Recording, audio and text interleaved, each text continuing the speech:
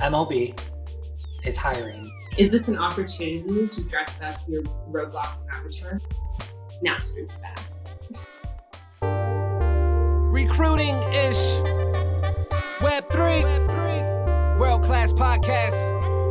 Let's get it, let's go. The topics of discussion you cannot get from another. Opportunities in Web3, we got you covered. Metaintro, been dope. Gotta thank you for the love and support that you give it, keep it coming. We going up in jet speeds, interviews with the crews, making moves, let's see. It's a brand new world of NFTs. Join in Recruiting-ish podcast, yes please. Join in Recruiting-ish podcast, yes please. We are recording. So welcome to the very first episode of Recruiting-ish, Season 1, Episode 1. This is very exciting. It is. So I'm Lacey K, which most people online know me by, and we have... I'm Alex C, notably on LinkedIn, Crypto Carter, or I'm now announcing Twitter, Satoshi CPA. So I'm coming out of stealth on the Twitter, letting people know. Is it now not really stealth now that we know? It's not, but I guess, I don't know. I've had it for so long and I just like engage anonymously, but I guess now with this, I need to let that out of the bag. So Go ahead and give me a follow. Well, we're excited to dive in. So let's get started. So today we're going to be covering 3 headlines within the recruiting industry within Web3 that has caught our eye, made big splashes in terms of being on crypto news. And I guess, Alex, you want to start with the first one? Yeah. So, MLB is hiring a licensing manager for digital games, NFT, and the metaverse. Mm-hmm. What do you think about that? Well, this also comes off of MLB did something with So Rare. That's how you pronounce it, right? So Rare. So. A few times. I remember seeing the collection drop maybe late summer or like around that time. That was also off the cusp of the MLS doing something. Like all of the teams are moving into the Web3 space. Like I think at this point you can't be a professional team without having a Web3 division, right? Everybody's moving. Do you think it's like a cash grab, or you think people are actually focused on like the utility and the community aspects of like actually building some of these things? Market pressure. There's a little bit of that. FOMO?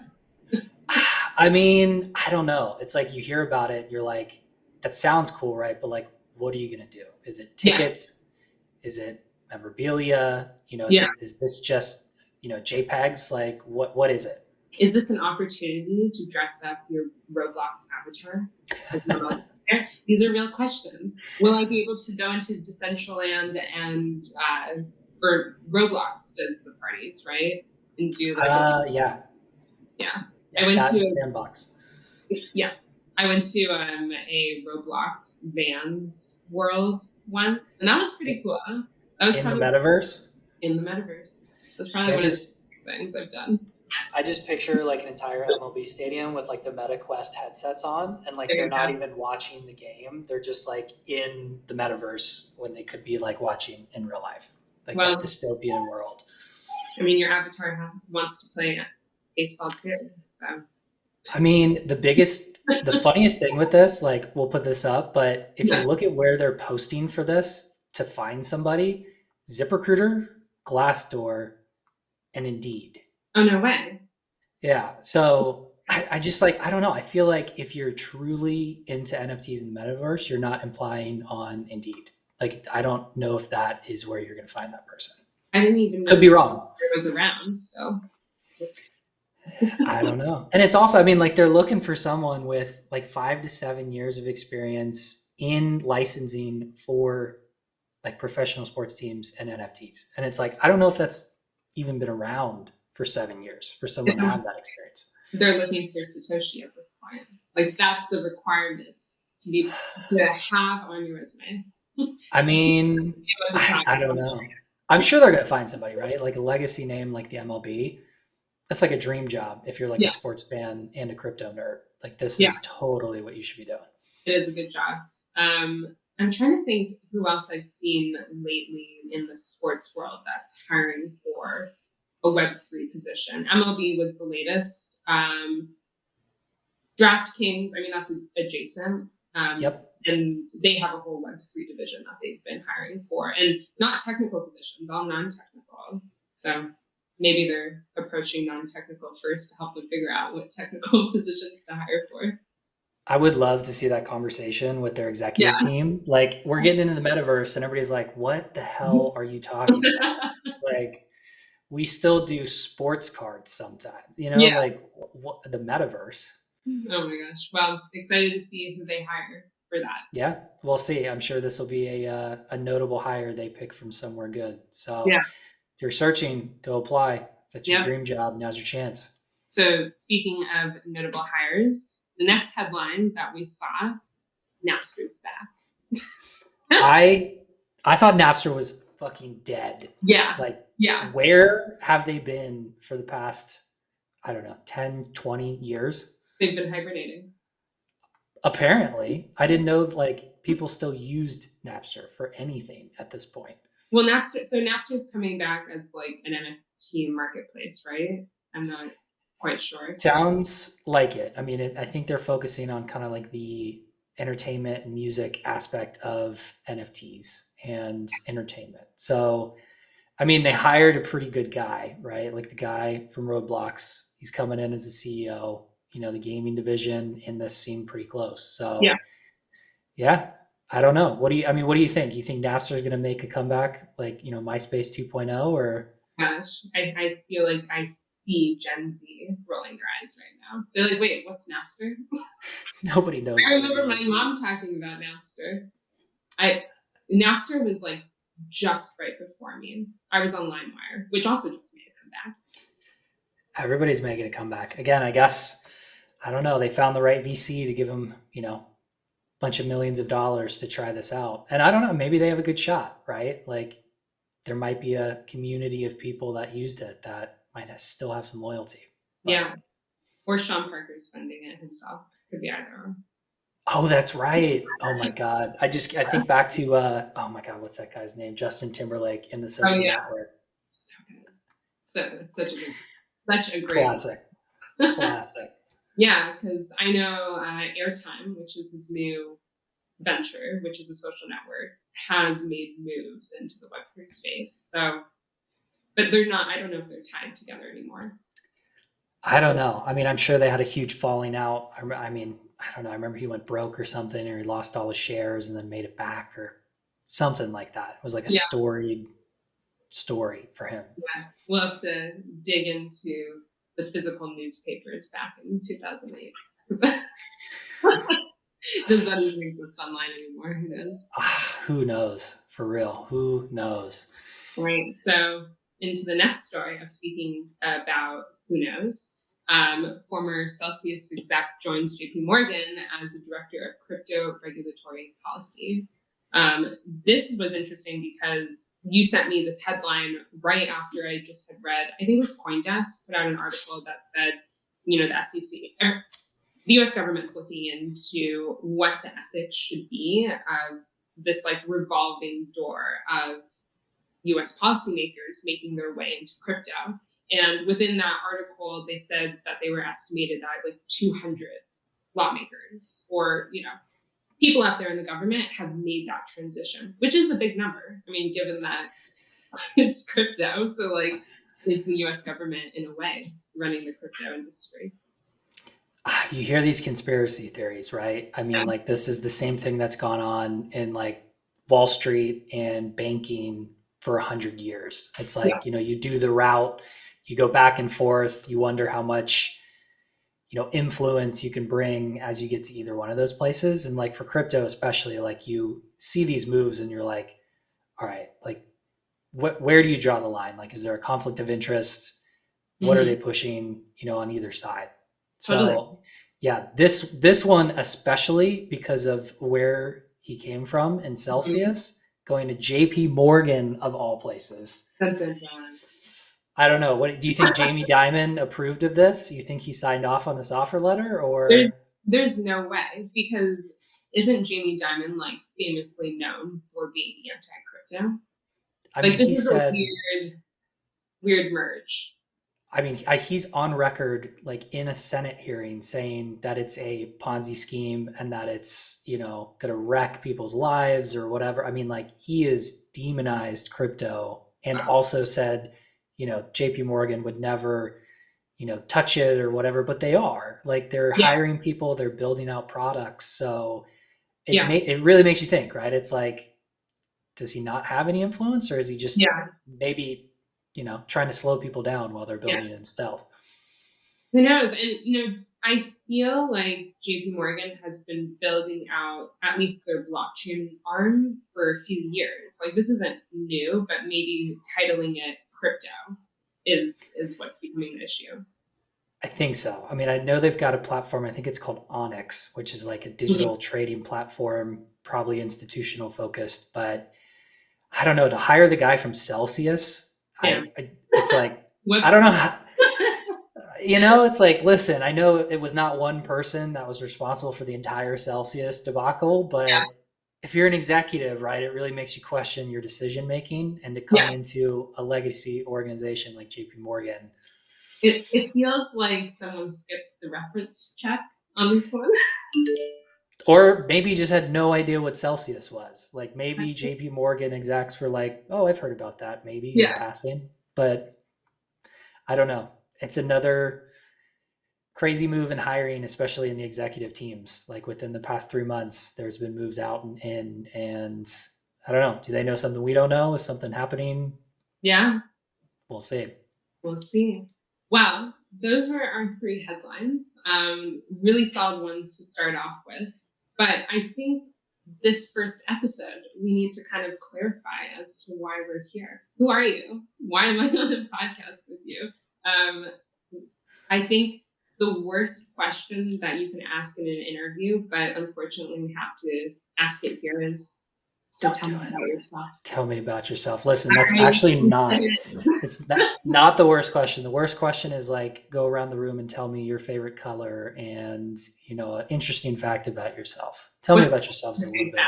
Let's start with that. An interesting fact? Oof, I don't know. I got 3 dogs, is that interesting? Maybe not.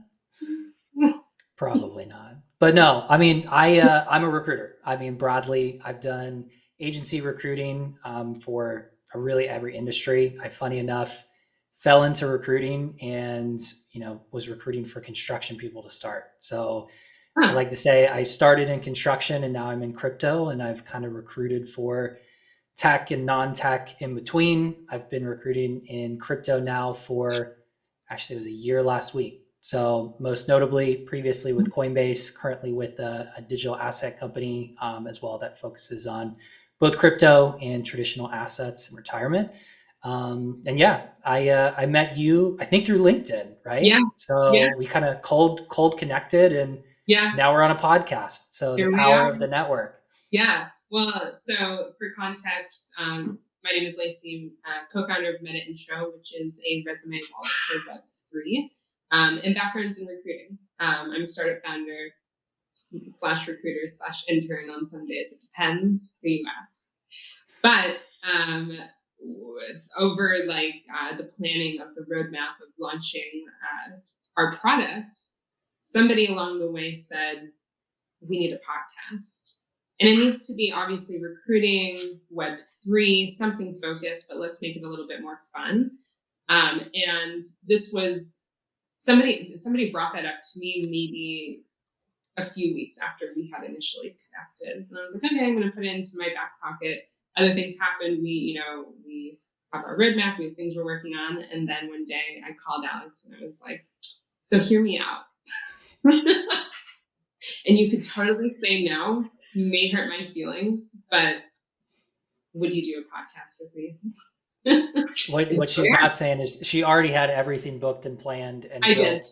Yeah. So I can only take credit for just saying yes. It was a lot of back end that you put into it to get this launched. So I jumped at it. I mean, again, I think as recruiters, there's like this weird stigma around recruiting and hiring where it's confidential. Not some people don't know how to do it. I mean, people don't know how to leverage their networks or kind of Yeah. sell themselves in interviews. So, who knows? Like, we'll talk to some recruiters, we'll talk about recruiting, hiring, what to do, what to not to do, and hopefully it'll, help some people get into the space that may have been facing, some roadblocks Yeah. recently. Well, I'm So, excited for this upcoming season where we have some cool, exciting guests lined up, both from native Web3 companies that are actively hiring and looking for their next rockstar candidate.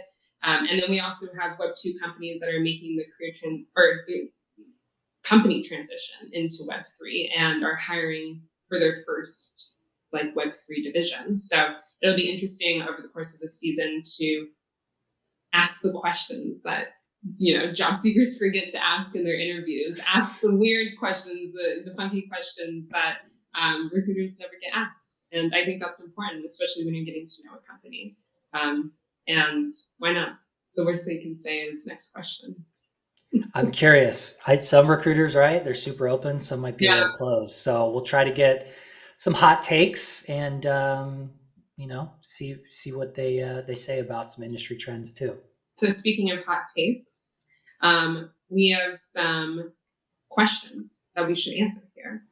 So somebody on our staff put together a list of fun questions that Alex and I will answer right here, right now, and it'll give you a taste of the questions that will be asked over the season. And as you're listening to this, you'll have an opportunity on our Discord to ask questions that we'll ask in the podcast to the recruiters, and also because we are millennials. I think you're a millennial, right? You don't have I'm to in use there. information. Let the chat decide. How old do you think I am? Yeah, he knows Napster. That's clear. So That's very true. that is, yeah. So the other way is you'll be able to send in a voicemail. Is that the right? Is that how we should title it? VMs and DMs, voicemails and direct messages. Shoot Yeah. them to us. Ask us questions. If it's a voicemail, hopefully you consent to letting us play it live so the Yeah. recruiter can hear it, get some context. Yeah, and don't be scared. I mean, ask some tough questions, right? Like, we want to give some transparency to something that hasn't had it for a while. All right. Transparency. Here we go. All right. So tell me, have you ever caught a candidate lying about their experience? I have. So, looking for Solidity engineers, which is already like a crazy tough search, especially right now. Like, there's a handful of people. So when you see a stellar resume as a recruiter, you're like, immediately, let's get this person on a call. Got it scheduled, all communication through email. So thought everything was good. Hopped on Zoom chat, have my camera on. They start with it off and they're kind of talking. And I'm like, let's turn your camera on. Let's kind of chat. And you just see them in like this like cubicle, right? And you're like, this looks a little bit weird. Like, I don't know why you would take this at work. And I don't think you have a cubicle at home. So like, where are you? Talk to them. They're like going through this like, reading of their background. And it's just so scripted. It's like every single word has been written and they're looking down and they're just reading the story about this, Solidity developer. And then on top of that, like, you can hear in the background, like, other people doing interviews. And I'm like, there's no way. Like, this guy is in like a room with other people, like, trying to get these remote jobs. And like, if you grilled him on anything, he would just like go to the next thing. Like, hey, tell me about a project in crypto you follow.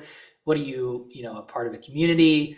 Oh, I do Solidity. So, Ethereum. And it's like, what? So I was like, I don't think this is the right role, and just like hung up.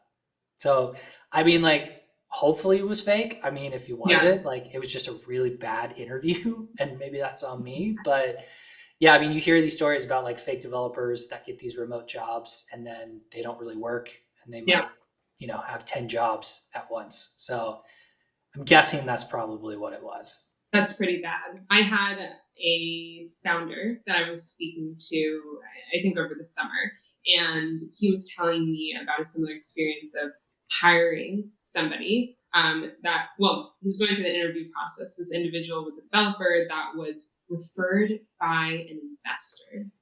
Oh no. Yeah. So they were like, we had to talk to him. Yeah. Like you're like, okay, I guess I don't even need to look at his resume. Like I need to interview him. And they ended up hiring him. And he took whatever the first paycheck, second paycheck, and didn't do anything. And they ended up firing him because like he obviously couldn't do the work because he was scamming them. But that was definitely on the founder for not doing their diligence. That sucks. Yeah, rock in a hard place, right? You're like, I thought I was doing something right for my investors, but now I'm also out of pocket for this money and I have to go back to market. I wonder if the investor ever found out. Did he go back and try to? I hope he did. Hope. Or if they did, yeah, because I would hate for that investor to be circulating that candidate. Yeah, you wonder, right? Like, how many jobs did this guy like seal the deal on, right? Like, he was working for 12 startups at once. Oh my gosh!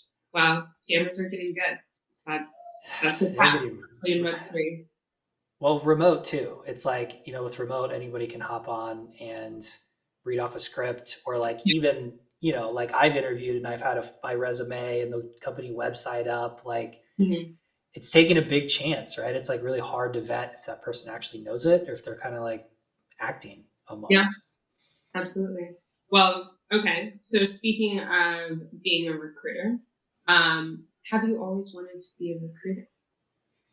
Definitely not. My younger self, I don't know. I always think about that. I'm like, if my younger self saw me as a recruiter, like, I don't think they would not be proud, but they would have thought like Formula One race car driver, maybe a baseball player, I don't know, Leonardo DiCaprio's best friend. All of those things I could still do, but I just love recruiting so much that I choose not to. But I fell into it. I got an internship in college, and HR and recruiting was something that was always looking for people that had no experience and that were kind of hungry. So I don't know. It was one of those things where you do it for a while and then, it's got some ups and downs, but you get to talk to cool people all day and find them jobs. People come to you for advice, which is cool. And then on top of that, as a recruiter, you learn how to interview and how to land cool places. So you get to kind of put your work in action for yourself, which is kind of cool. Yeah. Yeah. I just never thought of that as a recruiter, you're probably really good at interviewing. It's the Spider-Man meme where it's all the Spider-Men pointing at each other. When a recruiter interviews a recruiter, we're don't ask me what I want. Tell me what the salary is. Come on, don't make me go through my resume. You've looked at it twice, and you're not listening. We know all the bullshit that we try to cut past. So it is pretty funny when you have to do recruiter for recruiter hiring. Okay, so if you were to give advice to somebody that's looking to be a recruiter, what would that advice be? You can give me a top bullet point.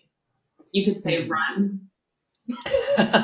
Well, I'm a big fan of non-tech. I mean, I do tech or blended tech, which is product or design sometimes could be technical. Tech for me was just really dry. I mean, it's just, what you know from coding languages. Sometimes the interviews aren't very conversational. It's kind of, just checking the boxes. So the non-tech side is a lot more fun. And if you're conversational and kind of creative, non-tech's probably for you. But I don't know. I mean, recruiting is a good way to get into a lot of places. If you start in recruiting, you could get into HR, or you could move into programs and technology for hiring and, systems and stuff like that. So it really gives you kind of the ground floor skills that you can take a lot of places. And I mean, I've met recruiters that started as recruiters and then they get into real estate or, these auxiliary stuff, because you do learn how to talk to people and connect with people. And that's a skill set that can apply anywhere. So I say, give it a shot. It's one of those things where they'll train you, they'll get you up to speed, and you'll learn a lot of good skills. And if not, you can get into something else pretty quick because you'll know how to do that. But how do you become a recruiter for Web3? Because the types of questions you ask are probably a little bit different. What you're looking for might be a tiny bit different. The foundation of how you recruit is still same. It's just what you're recruiting for is a little bit different. Yeah, it's kind of funny because like a Web3 recruiter is just a Web2 recruiter that now likes crypto, right? Like it's not, it's still, the space hasn't been around for that long for really people to get like super ingrained skill sets. But I think if you are a Web2 recruiter looking to get into crypto, like you got to find probably a larger organization. A startup's probably not for you because they're going to know more and it's going to be too fast. And it might be tough to get some of that exposure because the expectation is going to be so high in a small team startup. So you might set yourself up for not the best experience if you're not like crypto proficient in terms of like knowledge and language and talking through it. So, maybe again, like an MLB, shoot, if you are a fan of crypto, but you have sports experience, like do that role for a couple of years and then go to a startup or start your own and like do that way. I think the other thing too is like the companies that I've worked at, there's crypto recruiters that don't know crypto and it gives it a little bit of a bad name. But, if you're recruiting for it, like believe in it. If you're a crypto recruiter, use the products, try some stuff out, doesn't have to be millions of dollars, but, spend some time in the community and really learn what it's about because that'll help you connect with people and really vet them versus just checking resumes and hoping the titles and experience match. Yeah. So a couple different ways, but I think, now's a good time. There's a lot of companies looking for good talent and, crypto's blowing up. So you heard it here first. Crypto is blowing up. It's blowing up. Well, it's always blowing up. It's either blowing up or it's blowing up and it's down. So yeah, mental health. Yeah. Very important. Side plug. Well, I think I'm very excited. I am very excited for this season. I'm excited to chat with some recruiters, get to know recruiters outside of just the basic questions like, tell us what you're looking for. Who are you hiring? I'm really excited to shed a different light onto crypto or recruiters in crypto. I do have a hot take question for you. Oh, no. And I'm gonna throw you a curveball on. Oh, no. So in preparation for this podcast, I was looking at some other podcasts that you've done, and I did come across one where there might have been a quote. I don't know it exactly, but it will be popped up on the screen or we'll play it live, where you did mention that recruiters in Web3 may not be a mix or it may not be the future. I did say that. You've got the floor. Let's see what you really mean. Oh, you caught me. Oh my God. Okay. So if you run a recruitment agency in Web3 and you're listening to this podcast, do not leave hate comments. Please. We're just getting started. I don't know. Any comment is a good comment. Make sure to subscribe to see what happens next. Yeah, I guess. So here's why I said that. And I think in the podcast, I meant more, I don't think that there's a place for recruitment agencies in Web3 in terms of the traditional business model where you take a salary cut or the company pays you. I talk to recruitment agencies all the time in the Web3 space that are trying to like leverage our Discord to find more candidates, to then take a cut of their salary to then find a job. I just think that the traditional way of taking part of a salary within Web3 just doesn't fit. Like we have all of this other technology that we can use to monetize within the recruitment model. I don't know what that solution is. Not a solution that I'm like here trying to figure out because I'm not running an agency.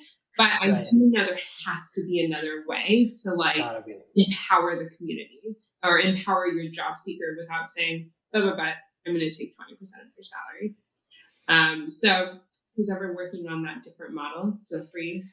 Drop your comments, drop your links below. I'm super interested to see like what that model looks like.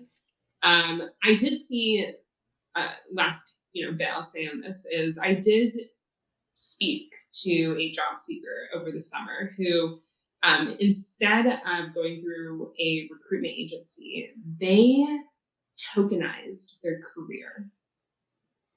Really? I remember seeing it on his like portfolio page. He was selling NFT memberships to send him to ETH Denver.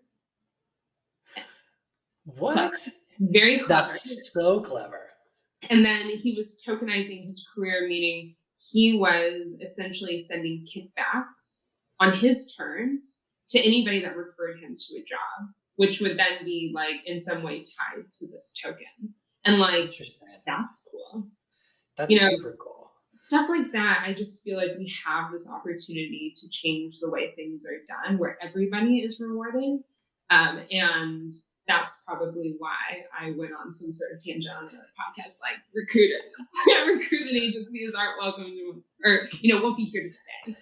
That's to be fair, it wasn't talking down. It was just, again, it's kind of a old school technology in a new school world. And I agree, right? It's like, I worked on the agency side, and like when you see how much money is generated from, I most charge the company, but even still, it's like, that's a ton of money, and you don't really get that great of service on either side. Like, there's great agencies, but there's a lot more bad agencies than good, I think. And yeah, I mean, like the Discord that you run is a perfect example, right? Like even right now, they're referring people in their network, they're connecting people, like people in Web3 are connected, right? There's no right now like way to incentivize them monetarily, and people are doing it already, which is super cool. Like that never happened in Web 2. Like it's, it was impossible to get a job at Facebook back in the day. Like you couldn't do it. And now, the Web 3 company, it's like send them a message on Discord or find their Twitter, and like people are responding, which is nuts. Yeah. Well, we're in a world. It's an exciting way to find jobs and get hired. It is. So, well, I think today was a good episode. I think today was a good first dry run on, setting the tone for this upcoming season. We'll be releasing podcasts every Monday. So stay tuned for the next episode. But this was great. Any last words for our first episode that's going down in the books? Oh, I think you always got to close out with, these opinions are of my own, not of any current or past employer. Make sure of that. And also, never financial advice, do your own research, right? Hopefully we're gonna make it, right? Yeah. Yeah. All the buzzword crypto terms. Good morning, I guess. Good night, wherever you are. Well, thank you for tuning in, and we'll see you next week.